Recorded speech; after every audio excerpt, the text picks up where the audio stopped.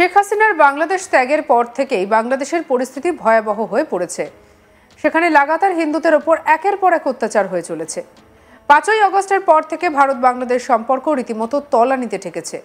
বারবার বিভিন্ন বিষয়ে ভারতের ধৈর্যের পরীক্ষা নিচ্ছে বাংলাদেশ। ভারত বাংলাদেশের সীমান্তেও প্রতিদিন কিছু না কিছু ঘটেই চলেছে।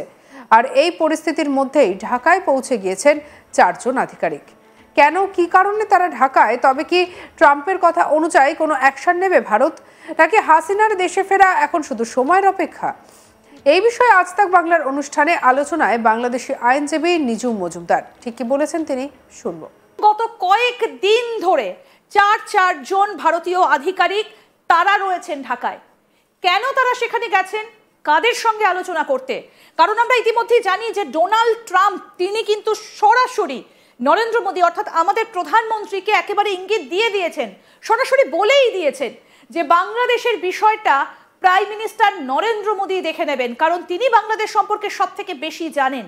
তারপর আমরা জানি যে পেন্টাগনের ফোন যায় বাংলাদেশের সেনা প্রধানের কাছে। ওয়াকারুজ্জামানকে ভারতের তরফ থেকেও কিন্তু ফোন দেওয়া হয়েছিল। তারপর চারজন উচ্চপদস্থ আধিকারিক তারা পৌঁছে গেলেন ঢাকাতে। তারা কারা, কি নিয়ে আলোচনা হচ্ছে, বিস্তারিত আমরা জানবো। আমাদের সঙ্গে রয়েছেন বাংলাদেশের বিশিষ্ট আইনজীবী নিঝুম মজুমদার। আপনাকে স্বাগত জানাই আজ তাক বাংলায়। আমি শুরুতেই এই যে ব্রেকিং নিউজটা জানালাম যে চারজন উচ্চপদস্থ আধিকারিক পৌঁছে গিয়েছেন, আপনি এই খবরটা আমাদেরকে দিয়েছেন, একদম ভেতরের খবর। তারা কারা, কবে গিয়েছেন এবং তাদের রেজিগনেশনই বাকি, যদি একটু বিস্তারিত বলেন। আমাকে একটু দেখে বলতে হচ্ছে। প্রথমত হচ্ছে যে তারা 4 মার্চ সেখানে যান এবং খুব সম্ভবত আজকে তারা ডিপার্ট করবেন ঢাকা থেকে। তো তাদের মধ্যে রয়েছেন সুজা কে মেনন, তিনি joint secretary ministry of external affairs. এরপরে আপনার সুমিত কুমার সিং, তিনিও ডেপুটি সেক্রেটারি একই ডিপার্টমেন্টের। রাচিত রাওয়াত, উনি deputy secretary ministry of same মন্ত্রণালয়ের। এবং নবদিত ভার্মা, তিনি আন্ডার সেক্রেটারি এক্সটার্নাল অ্যাফেয়ার্সের। তো ইনকোয়ারির ব্যাপারে কয়েকটা জিনিস সামনে এসছে। একটা হচ্ছে যে রয়েছেন গুলশানের একটা 5-তারা হোটেলে, যতদূর জানা যাচ্ছে গুলশানের একটি 5-তারা হোটেলে আছে। আমি নামটা বরঞ্চ না বলি, এটা সিকিউরিটি পারপাসে না বলাই ভালো। আসলে ওনাদের 4 তারিখ কখন এরা চেক ইন করেছে? তারা চেক ইন করেছেন হচ্ছে বিকেল বেলায়, চেক ইন করেছেন বিকেলের দিকে করেছেন। তারা সেই মুহূর্তে আছেন। আমাদের কাছে যে সংবাদ আছে তার মধ্যে একটা ব্যাপার হচ্ছে যে এখানে একটা এলওসি বিষয়াদির জন্য তারা গেছেন বলা হচ্ছে, কিন্তু পুরো ব্যাপারটা আমার কাছে মনে হচ্ছে ইজ ডিফারেন্ট। প্রথমে বলে না ভালো যে what is LOC, line of credit. আসলে বাংলাদেশের বেশ কিছু প্রজেক্ট আছে যেগুলোর ক্ষেত্রে অর্থনৈতিক ব্যাপারগুলো বাংলাদেশের বর্তমান দখলদার সরকার সেগুলো নিয়ে নানান ধরনের গড়িমসি করছে। অনেকগুলো টাকা পয়সা আটকে আছে, সেগুলো একটা বিষয়াদি আছে বলে আমাদেরকে বা আমাকে জানানো হয়েছে। কিন্তু এখানে আরেকটি ব্যাপার আছে যেটা অসমর্থিত সূত্রের আমরা জানি, সেটা হচ্ছে যে সেখানে বাংলাদেশ বিষয়ে বেশ কিছু আলোচনা হয়েছে বলে আমাদের কাছে খবর আছে, এবং সেটা স্বাভাবিকভাবে সাম্প্রতিক রাজনীতি নিয়ে। আপনি যদি এই মিশনটাকে বা এই যাত্রাটাকে একইভাবে মেলান প্রেসিডেন্ট ট্রাম্পের বক্তব্যের সাথে, সেভাবে ভেবে দেখা যেতে পারে। কিন্তু আমি যেই ব্যাপারটাকে ভাবি, ওই একই সময়ে অর্থাৎ সেম টাইমে সেনাবাহিনীর প্রধান কিন্তু তখন আফ্রিকাতে ছিলেন, এবং ওই একই সময়ে যে বর্তমানে যে টোকাইদের যে পার্টিটা হলো আপনার, এরা নাম দিয়েছে এনসিপি বা হোয়াট এভার, তাদের দক্ষিণাঞ্চলের যার সমন্বয়ক, যেটা আমি গতকালকে প্রোগ্রামে বলেছি, তার সাথে গোয়েন্দা মহাপরিচালক কিন্তু সাক্ষাৎকার করেছেন তার আরও বেশ কিছু অফিসার নিয়ে। সো আপনি যদি এই টাইমলাইনগুলো মেলাতে থাকেন, তাহলে আমার কাছে মনে হচ্ছে যে বেশ কিছু পররাষ্ট্র বা ফরেন লেভেলে এবং ইন্টারনাল লেভেলে এমন কিছু ঘটনা ঘটছে যেগুলো মনে হয় কনসার্নের ব্যাপার। আমি এখানে একটা জিনিস জানবো যে আমরা এর আগে গতকালই যে আলোচনাটা করছিলাম যে পাকিস্তানের উপপ্রধানমন্ত্রী তিনি আসছেন বাংলাদেশে, তার আগে ভারতের এই 4 আধিকারিকের বাংলাদেশে চলে যাওয়া, কোথাও কি এবার ট্রাম্পের নির্দেশ মতো ঢাকার কন্ট্রোলটা চলে আসছে ভারতের কাছে? এখানে আরও দুটো জিনিস আপনার মনে হয় একটু বিবেচনায় রাখতে পারেন। প্রথমত হচ্ছে যে পাকিস্তানের কর্মকর্তাদের সফরের আগে ইন্টারেস্টিং ব্যাপার হচ্ছে পররাষ্ট্র দফতরের যিনি সচিব নাসিমুল গনি, এর আগেও মনে হয় বলেছি এবং আপনাকে আরেকবার আমি বলি, নাসিমুল গনির ব্যাপারে পরিষ্কারভাবে আমাদের ইন্টেল যেটা আছে, হিজবুত তাহরির নামে যেই নিষিদ্ধ সংগঠন, এই সংগঠনের অন্যতম পৃষ্ঠপোষক বা প্রযোজক বলতে পারেন, প্রডিউসার বলতে পারেন তিনি। ভয়ঙ্কর ব্যাপার হচ্ছে যে বাংলাদেশের গুম কমিশনেরও অন্যতম, মানে গুম কমিশনের যে প্রধান জাস্টিস মাইনুল মনে হয় নাম, তার কিন্তু ভাগ্নে হচ্ছে যে জঙ্গি মেজর জিয়ার কথা আমরা বারবার বলছি তিনি।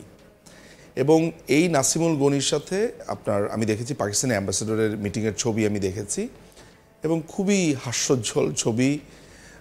আপনি এই ব্যাপারটাও মাথায় রাখতে পারেন, কিন্তু একই সময় আমার কাছে মনে হয় যে ব্যাপারটা চিন্তা করবার ব্যাপার সেটা হলো যে নিষিদ্ধ ঘোষিত একটি পার্টির প্রধান পৃষ্ঠপোষকের সাথে পাকিস্তানি একটা অ্যাম্বাসেডর শুধু একবার না 3-4 বার সেখানে যোগাযোগ, আইএসআইয়ের বাংলাদেশের ঘাঁটি, এই ব্যাপারগুলো আমার কাছে ব্যক্তিগতভাবে মনে হয় ভারতীয় যারা আপনার ফরেন লেভেলের কর্মকর্তা আছে যারা সেখানে গেছেন, এগুলো সেই আলোচনার বিষয় এবং কনসার্নেরও ব্যাপার, তারা সেটা রেজ করেছে। আমরা ওয়াকারুজ্জামানকে দেখছি যে তিনি গত কয়েকদিন ধরে একটু বেসুরো গাইছেন। আপনি কালকে বললেন যে কোথাও একটা ওয়াকারুজ্জামানকে কোণঠাসা করার একটা মরিয়া চেষ্টা চলছে।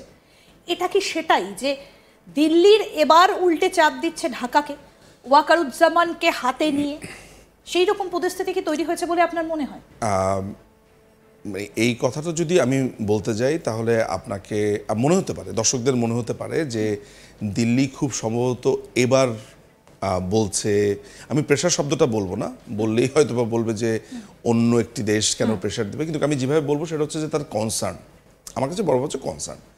দেখুন, একটা দীর্ঘ সময় ধরে একটা ভারত বিদ্বেষী চর্চা বাংলাদেশে চলছে, এমনকি পরিষ্কারভাবে এইটাও জানা আছে আমাদের, এবং নিশ্চয়ই আপনারা টেলিকাস্টও করেছেন, বলেছেন, সেটা হচ্ছে যে পাকিস্তানের আইএসআই ঘাঁটি বাংলাদেশে আছে। এই যে আপনার বিমান বাহিনীর উপরে যে অ্যাটাকটা হলো, সেইটা কিন্তু এই চর্চারই একটা অংশ। সেখানে পরিষ্কারভাবে আমাদের জানা আছে যে রোহিঙ্গা যেসব ছিন্নমূল এখানে কিশোর তরুণ রয়েছে, তাদের সমন্বয়ে সেখানে একটা রীতিমতো একটা আপনার সেমি সামরিক একটা অবস্থা তৈরি করা হচ্ছে ওই অঞ্চলগুলোর জন্য, যেটা গতকালকে বা পরশুর প্রোগ্রামে আমি বলেছি। ফলে ভারতের পক্ষ থেকে এই কনসার্নগুলো বারবার জানানো হচ্ছে, কিন্তু সবচাইতে যেটা গুরুত্বপূর্ণ বিষয়, যেই কর্মকর্তাগুলোর নাম বললাম তাদের লাইন অফ ক্রেডিটের কথা আপনার সূত্র থেকে আমাকে বললেও সেটা আমার কাছে বিশ্বাসযোগ্য নয়, কারণ 4 জন আপনার আধিকারিক যাদেরকে বলা হচ্ছে গুরুত্বপূর্ণ কেন সেখানে যাবেন, আমার কাছে মনে হয়েছে যে এইটা চলমান রাজনৈতিক সংকট এবং যে ইনক্লুসিভ ইলেকশনের কথা বলা হচ্ছে সেই আলোচনাটা সরকারের সাথে চলছে। এবং একই সাথে আপনি এটা জেনে থাকবেন, সেটা হচ্ছে যে জাতিসংঘের যিনি মহাপরিচালক অ্যান্টোনিও গুটেরেস, তিনি বাংলাদেশের 13 থেকে 16 তারিখ পর্যন্ত থাকবেন। এর মধ্যে আরেকটা ঘটনা ঘটে গেছে যেটার দিকে নজর দেওয়া জরুরি, সেটা হচ্ছে যে ভলকার টুর্ক নামে যেই ভদ্রলোক আছেন, ইউনাইটেড নেশনসের হিউম্যান রাইটস কমিশনের প্রধান, তিনি গতকালকে কিন্তু একটা বোমা ফাটালেন আপনার বিবিসির একটা প্রোগ্রামে।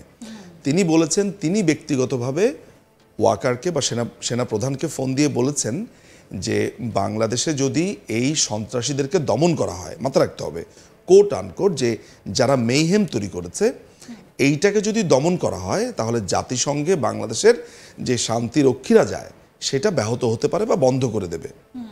সঙ্গে রাখুন আজ তাক বাংলাকে। আরও অন্যান্য খবরের জন্য লাইক করুন, শেয়ার করুন, সাবস্ক্রাইব করুন। আমরা রয়েছি হোয়াটসঅ্যাপে, ফলো করতে ভুলবেন না।